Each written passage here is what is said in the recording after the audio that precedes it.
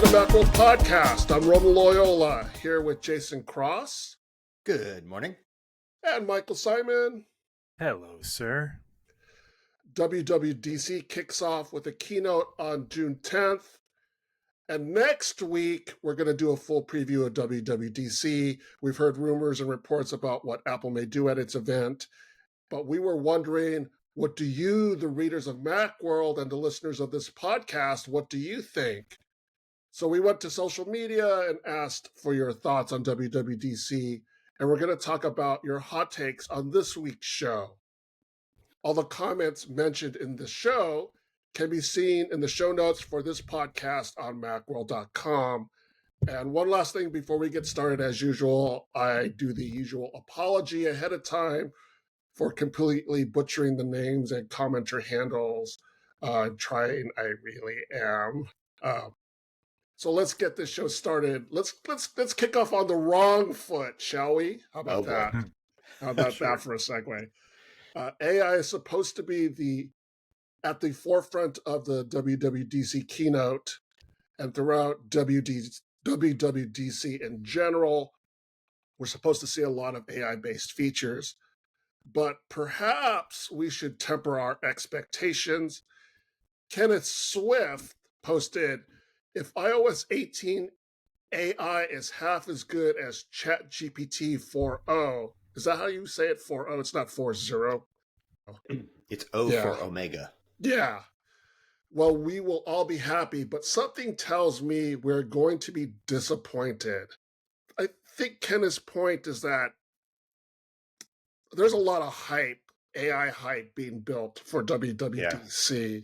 Yeah. Mm-hmm. And I think we've experienced in the past the same type of hype, not with AI, obviously, but with other stuff. And then an announcement comes and we all kind of go, that's it? That was it? Yeah. And with AI, we've seen we're on the back of Google I/O, where Google rolled out this AI answers feature where when you search for something on Google's search page, a lot of search requests will get an AI summary at the top, and they have been hilariously wrong, and sometimes dangerous and stuff. People talked about how you can make your cheese stick to your pizza better with glue, and just like all kinds of crazy. So it's clear that some companies are rushing a little fast to get some of this stuff out, and Apple stuff runs the danger of falling into either two camps. They're going to rush to get something so advanced out that it's going to be easy to break and full of problems and all this other stuff, or they're going to be so conservative with making sure that everything works properly and doesn't give you wonky answers and doesn't do crazy things and stuff, that it's not going to be very impressive. It's going to be very kind of like last year's AI, but it works good, right? So I think you got to be careful about the hype, some of this AI stuff. Yeah. So the rumor is that Apple and OpenAI have developed a partnership to use, I guess, the latest ChatGPT stuff inside of Siri, inside of the iPhone. Like, we're not really sure what the partnership represents, but just on the basis of that alone, it's not going to be, I think, what a lot of people expect, which is like this mind-blowing Apple created AI thing that blows everybody away. I mean, there's still severe limitations to what AI can do. I mean, Apple has no choice but to, make a big splash because it's everywhere and it's in everything. All of its competitors, both on the chip side and the phone side. But like Jason was just saying, I wonder if Apple is going to really dial it back, because they're not the kind of company that takes kindly to being embarrassed in public. Like, they're just not. Right. And as we've seen with Google, and not just this, there was the image stuff. There, like, people try to break these AI chatbots almost immediately, and these image creation image generation engines. Like that's what people are trying to do. And Apple doesn't really kind of play in that end of the pool. They're very conservative. They're very sanitized. They're very safe in the sense Yeah, that they people don't are going to want. try and break it. I mean, it's Yeah, Apple, right? They have more users. They're going to automatically put it on people's phones this fall. Like it's going to be the subject of the focus for AI failures or success yeah, more than anybody else's, for sure. right? They're gonna nobody's gonna cut them any slack. Everybody's been gunning for them. And it's the kind of thing like you that said, shows up on like local news and Good Morning America, whereas yeah, Google Gemini exactly, probably doesn't. Yeah. yeah. So they gotta be So careful. yeah, we don't know what their partnership with OpenAI was about. Like we just know that Right. we don't even know the rumors that they have Right, one, right. We but have we don't no know what idea it's whatsoever. for. Yeah. We also hear that they're going to do a lot of, as much as they can, a lot of AI processing stuff on device. Right. None of that's going to be OpenAI stuff because they don't make models that do that. Right. Except for some of the really old early model stuff, which Apple wouldn't use for anything. So it's very possible that there'll be certain sort of Siri powered answers or chatbot type stuff or anything powered by some OpenAI stuff with some guardrails on it. But then a lot of the stuff that you do that uses your local data on your phone and everything won't be. It'll be some Apple invented thing that's just local and runs on your device. And it's going to be interesting to see where they draw the line. What stuff is going to be in the cloud, what isn't. They're going to talk, I'm sure, a lot about privacy, about how it's not going to some other company's servers. It's only going to, it stays with Apple. It's encrypted. It's, they're going to make all this stuff about how those things are like that. But they have a lot to do because, as that reader said, ChatGPT 4o is pretty great. The voice module for that isn't even out yet. The stuff they demoed with voice was really impressive, but if you download it now, the voice is the old ChatGPT voice. They haven't rolled out the voice thing. The 4o model is only the text model. And that's going to be everywhere before iOS 18 and macOS 15 and stuff are out. These are coming out this fall, right? Right. So they have to skate where the puck is going, kind of. But they're going to have to show you something that is going to be impressive in 3 months because that's when it's actually coming out. So, yeah, and I wonder what or if anything they're going to hold back for the iPhone 16, whether it's exclusive to that device or just demoed then. So people don't download the iOS 18 beta, plaster this stuff all over social media and say, look how broken Apple's AI is, which, will inevitably happen if it's available. That's inevitably going to happen, right? Yeah. So there's a lot of questions. I think we should temper our expectations, but kind of be cautiously optimistic that, this is something serious that Apple is working on. They've dropped a ton of hints. Tim Cook mentions it in these kind of vague but not so vague terms every chance he gets. So it's going to be a big part of WWDC. It's just, a matter of how much they give us. I think there's a lot of room for the creative application of AI for things that aren't necessarily hard, but that people haven't thought to do before. A great example of that just sort of came out this week in Mark Gurman's newsletter, where he said Apple's going to have generative AI emojis as an AI problem. Doing image generation that looks like a photograph of a person and stuff is pretty hard. Doing image generation that looks convincingly like Apple's emoji style is relatively easy.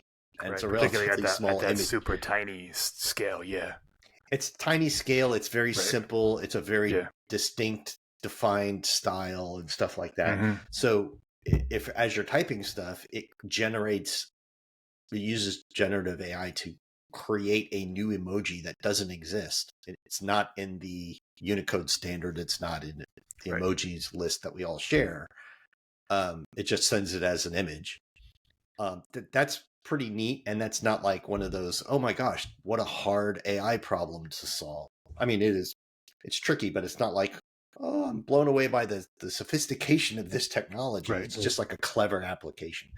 I think that's where Apple has the chance to make the best headway headway. I mean, because they have the advantage of it's on in the operating system. It's gonna be on everyone's phones, so they can do something like Gen AI emoji, and it'll be fine. And if they can put that stuff like in front of users, so most people aren't going to download ChatGPT and start doing stuff on their phone. But if iOS 18 brings this out, and all of a sudden people are making emoji without having to do anything or download anything or even really know what's happening. That's the kind of feature. It's simple, like Jason said. It's not groundbreaking. It's not revolutionary, but it's going to matter to its users, which is what Apple really cares about. Yeah. This next hot take is an email from a reader named Phil. It simply said, I wish Apple would concentrate on having Siri understand simple English language commands. We kind of tied that in with the whole Chat GPT 4.0 report that Apple's going to be tying that into Siri. So hopefully that equates to better understanding of English. I guess that remains to be seen. That is one of those things these large language models, especially modern ones, do better, is understand a language that doesn't sound like a wonky prompt, that just sounds like a person saying, hey, I want to know how to blah, blah, blah, blah, blah. And it doesn't have to find the subjects and verbs and parse it into some command thing, but Apple's also going to want to run as much stuff on devices they can, which makes it hard for them to pay attention to big blocks of text, So yeah, that's one of the things I hope for. One of my big concerns is that like HomePods don't get this, for example. Like they don't have the hardware necessary to run the new models or something like that. And that's where I need it the most. That's where I don't have a screen in front of me and I need to be able to speak something, and it's out in my living room and there's sounds going on and stuff like that. So that's where I need it to understand what I meant and not have to like give it 3 different prompts in different words to get at what I'm trying to get at. Is there any indication that the HomePod wouldn't be able to run this stuff with an update? Yeah, not till we know what they're doing, how much they're doing on device, how much they're doing in the cloud. I mean, if it's all being processed in the cloud, then anything just needs the mic and the internet connection. But Apple doesn't like to do that. And the HomePod isn't really like one of the privacy touted devices.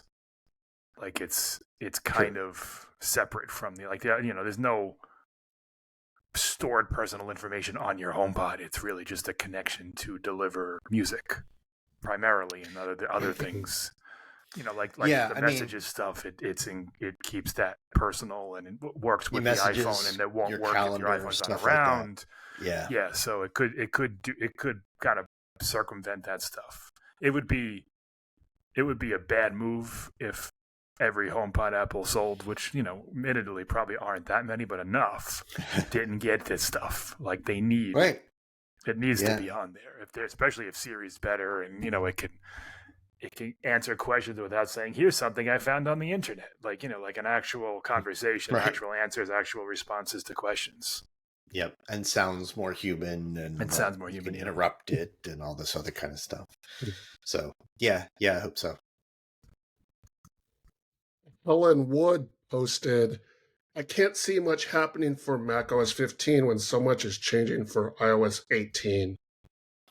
I think we've known for a while now that Apple prioritizes iOS in the iPhone simply because it's, their biggest platform. 10 times as big, yeah. Yeah. So I wouldn't be surprised if all of these AI features that are supposedly going to come out on iOS first. Maybe a few come out in macOS, but a lot of them won't be in macOS 15 initially. I don't know. Gurman does say in all these reports that this stuff is coming to macOS 15 and iOS 18. And, as far as devices that are capable of running it, the Mac is probably more so with, larger hard drives, more faster processors, RAM, memory, graphics, all that stuff. So maybe. We'll see. I think they're all going to be limited to Apple Silicon Macs for sure. I agree with that. And then, maybe even like M2 models and later or something like that. Yeah, there may be certain ones that require even later models. Yeah. Or minimum amounts of RAM or something like that. But yeah, I don't necessarily think that that's true. I would expect most of them to come to Macs, except for things that are tied to certain apps. Like Photos on Mac works way different than Photos on iPhone. So if there's some sort of like image touch-up feature that's like, tap this thing in the background to remove it, like Google's Magic Eraser, it's built into Photos. We might not necessarily see that in Photos on the Mac. Or maybe in a later update, but anything that's required to keep, I think all the Siri stuff pretty much is the same, with the exception of not having control over the same hardware, but like, and they keep everything, they keep pace with everything that has to do with like messages and mail and stuff like that sync between devices and all. So yeah, I would expect most of this stuff to come to the Mac. I think the thing is, Apple has a reputation for silos. So iOS tends to be its own silo, Mac OS tends to be its own silo, and sometimes you see new features or announcements come out for one and not the other, and you sit there and you go, how come they're not on both? And so iPad, iPhone for sure. Yeah, that's a thing. Organizationally, the AI stuff is its own silo within Apple, though, right? They have their own head, and all the stuff that's developed is for all the different operating systems and places is under that one head. I can't remember the guy's name. He was a ex-Googler. John Giandria. He's like a senior exec who leads his own group that does all the sort of AI and machine learning stuff. So you're right about the silos, and that's true of a lot of features. And that's maybe one reason why something like Photos doesn't have like its own team per se. It's got the iOS and Mac iOS and iPadOS thing but I think most of the machine learning stuff, they're going to build fundamental technologies that are going to be kind of like libraries that everything calls on. So yeah, I wouldn't be surprised. But God, if you have an Intel Mac, I bet this is going to be the year you start to really regret it. Yeah, for sure. Every year there's a list of features that requires a certain processor or better. Like, if you get the new iOS, but you won't get certain features if you have an old enough processor. And it's going to be interesting to see where that cutoff line is for some of these AI features, because these models require a lot of RAM.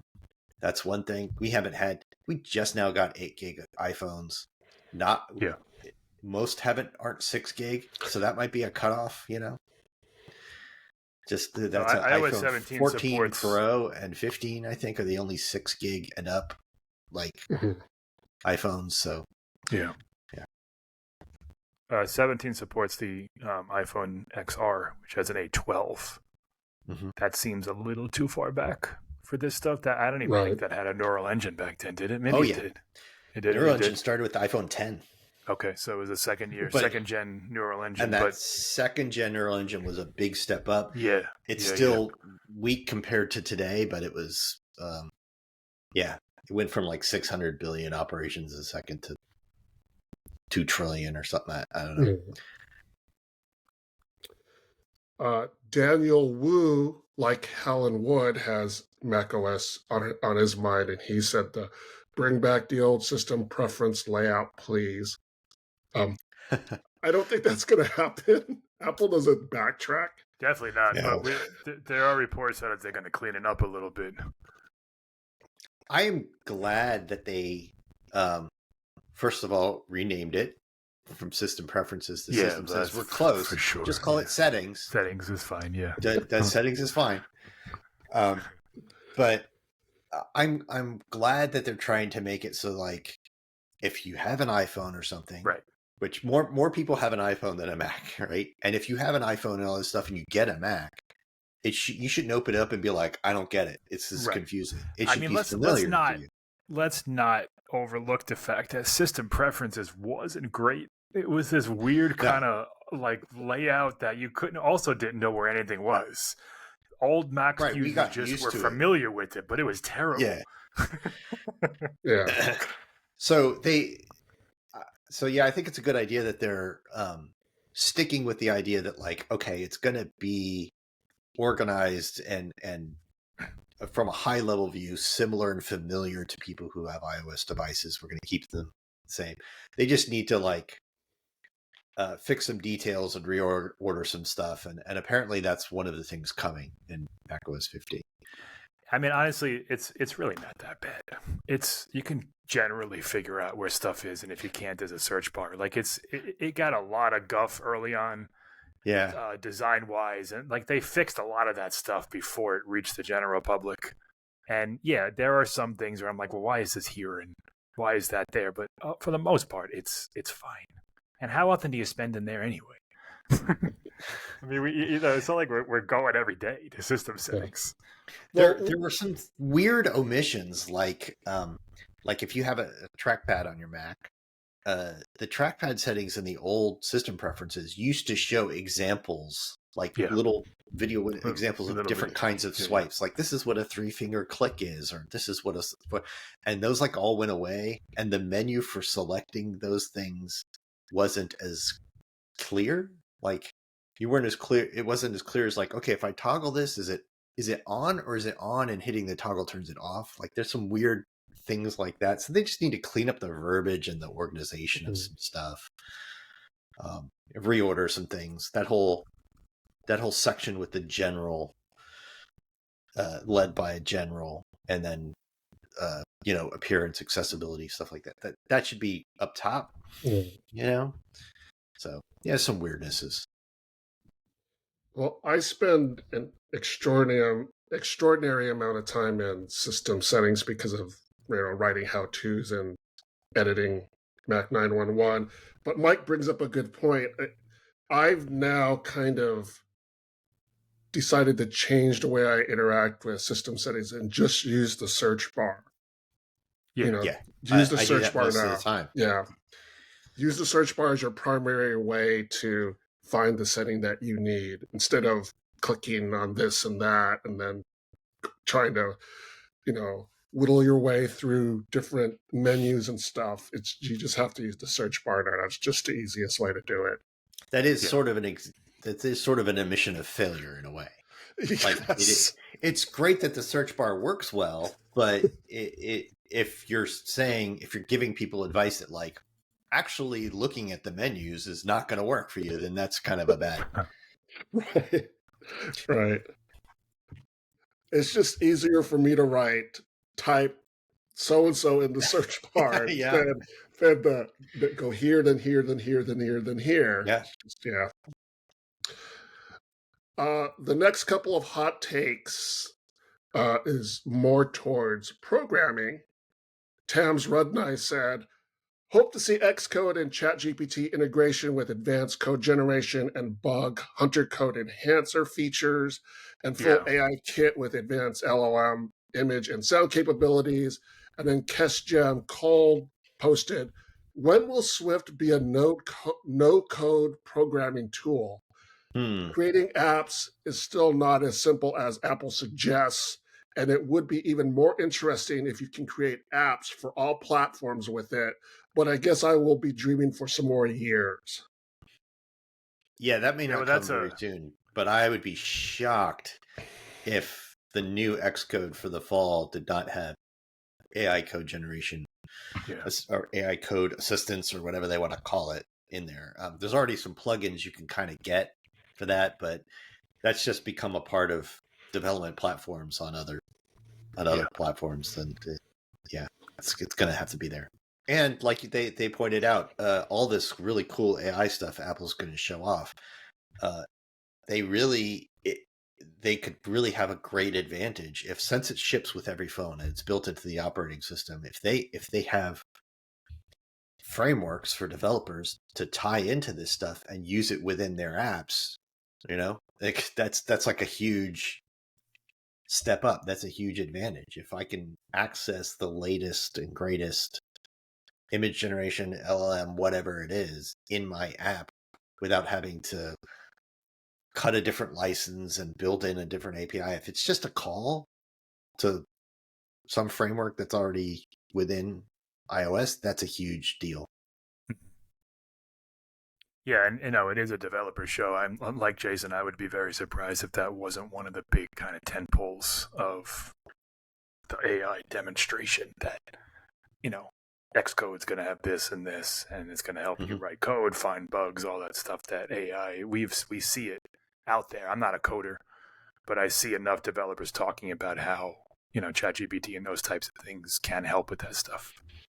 Yep, and it's a critical sort of benchmark for AI. So every time there's some new AI model that comes out, there are standardized benchmarks around code generation, and that's always one of the top tests that somebody does. Is they said, I asked it to generate this code, and then they show the code, and so you can see how terrible the code is or how great it is. So it's going to be a significant part of it. Yeah, like Mike said, it is a developer's show, even though Apple usually uses the keynote to showcase its OS features for consumers and general users and stuff. Yeah, some of that stuff may come in other parts of the show. Like there's, Yeah, there's always a section that's aimed at the developers, and I always use that section to catch up on whatever I'm writing. Writing stuff that's for users. Right. Yeah. But I'm going to want to pay close attention to that section this year because it's probably going to have some significant stuff that could, foreshadow stuff that could be more consumer facing this, eventually. Mm-hmm. So our last hot take comes from Kip Zenger, who said, I'm so ready to update my old Mac Mini, waiting to pull the trigger. And I brought this one up because I'm not so sure we're going to see any hardware updates at WWDC. What do you guys think? Yeah. If there were any, I would expect it to be stuff that uses the M4 that just showed up in the iPad Pro. Even though that's really weird because we just got M3 versions of like MacBook Airs and Mac Minis and stuff like that not long ago. So, but if it's a developer conference, we often see a lot of Mac stuff. We don't see a lot of things like AirPods and stuff at WWDC. And the hardware's there. That's one of those, hey, we've already told you about the M4 chip, whatever. So like, here's the new M4 MacBook Air, Mac Mini, whatever. But there's no sign that like M4 Pro or M4 Max are ready. There's definitely not going to announce any kind of iPhone or Apple Watch. And sometimes when they have a lot of home stuff to talk about, maybe a new HomePod, but there hasn't been any rumors that one of them's like entering production or any of that kind of thing. So, yeah, probably not. Yeah, Mark Gurman at Bloomberg reported that there probably isn't going to be a new Mac Studio, new Mac Pro this year. He had reported, I think, back in April that Apple was testing an M3-based Mac Studio, but then the M4 iPads came out, and then he came out with a later report saying the Mac Studio and Mac Pro are no longer on the 2024 release schedule. Mm-hmm. So we're probably not going to see an update of the Mac Studio, Mac Pro, this WWDC. And we haven't heard anything about new displays being I mean, we've heard Apple's working on some new display stuff, but never anything that like, oh, they've ordered a gajillion panels and they're in production or anything. And that we would hear that by now. Yeah. Usually. So that would be an unusual drop. Yeah, as far as the M4 goes, if iOS 18, or rather macOS 15, needs that chip, new Macs are probably coming at around the time macOS 15 comes out to the public. Yeah, the rumor about that iPad Pro is that's why Apple put the M4 in, because it has stuff in the chip, whether it's the neural engine or the processor or whatever it is. And that's not going to get updated probably until late next year. So they can't have their best iPad not capable of running the best version of whatever this stuff is. If that's the case, that's still just a rumor. But I agree. I don't expect to see Macs at WWDC. It would be the first time in a couple of years that they don't do anything with the Mac. iPad Mini, I mean, maybe, but I doubt it. That's probably more of a, release with the iPhone or one of those fall events. And I mean, that's really it that we're expecting this year until we get the M4 Max. There's not much. Vision Pro's not happening this year. HomePod maybe, but we would have probably heard rumors that there was a third gen or some kind of a new model or something coming out or a new mini. Yeah, we have heard that they're working on those things. That they're working on a HomePod with like more of an LCD display on top. Which, who cares? And then some other the way that they describe it, it seems like they're replacing the current display on top with just something a little bigger. But a display you have to stand over and look down is not a thing. We've also heard rumors of ones that have like basically an iPad on top, right? And that's or a dock where you dock an iPad. A dock is the thing that we've heard could both, come right? out. Yeah, but it's got an actual integrated thing and and there's neither one of those sound like they're imminent. So and they also don't seem to fit this AI theme. Like I don't think Apple wants to overshadow the AI stuff with they're gonna have enough to talk hardware about. Thing. It feels to me like a springtime event where they focus on the home would be where they would introduce new HomePods and new home kit features and all that kind of stuff. But honestly, if that reader wants an iPad Mini, you should probably just buy one because the update is just going to be a slightly better processor, most likely. I mean, if you look at the iPad Air, that'll give you a good indication of what to expect from the Mini. And the Air got an M2 chip versus the M1 chip, Wi-Fi 6E. More storage options. That's it. And the Mini you can get on Amazon basically every day or any day for like $400. I wouldn't spend $500 on whatever the new one that's going to roll out is. So, not until we have some indication of like these AI features are only going to work on these chips. That if there's some dividing line there, maybe wait till WWDC and we can find out like, M2 and earlier don't get these features, and M3s and 4s get or something like that. But absent that kind of thing, because it's not going to get OLED and all that other stuff. It's not expected to get any of those kind of things for a long time. A couple of years, Just to wrap up this podcast, I have some breaking news. Apple has sent out invites to the media for WWDC. Okay. Is there any special taglines or images or just? What's the tagline? Just says, "Please join us for a special event at Apple Park." Okay. And then it's WWDC24 with surrounded by a bunch of circles, which represents Apple Park. Okay.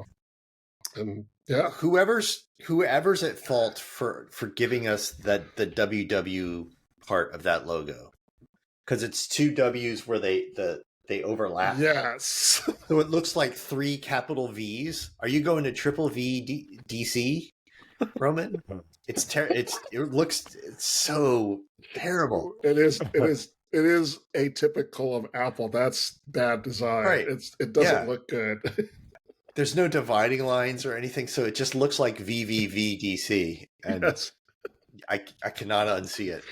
Yeah. The funny thing is, I didn't see it until you pointed it out, and then that's why I'm laughing now, because I'm like, there's part of me is like, that's bad design, but part of me is also like, I didn't notice it at first. It is one of those things where you've seen WWDC so many times that they could have one W, and your brain would fill in the other one. Like,